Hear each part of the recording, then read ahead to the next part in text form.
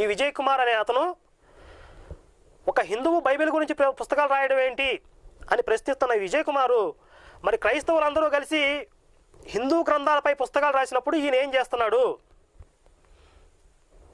వాళ్ళని ప్రశ్నించాల్సిన బాధ్యత నీ మీద లేదా?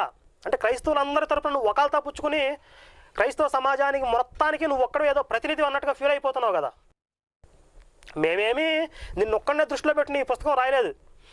క్రైస్తవ మత బోధకులందరినీ దృష్టిలో పెట్టుకుని మేము ఈ పుస్తకం రాసాం.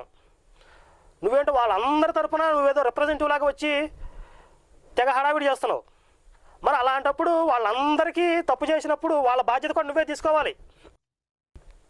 వీళ్ళందరినీ క్రైస్తవ మత బోధకులు హిందూ గ్రంథాల గురించి పుస్తకం రాసినప్పుడు ఒరే తప్పురా బాబు, మీరు ఒక క్రైస్తవులు అయి ఉండి హిందూ గ్రంథాల గురించి పుస్తకాలు రాయడం ఏంటి అని వాళ్ళని ప్రశ్నించాలి, వాళ్ళని నిలదీయాలి, వాళ్ళని ఖండించాలి. ఇంతవరకు నువ్వు ఒక్క పనైనా చేసావా? ఏమీ చేయలేదు.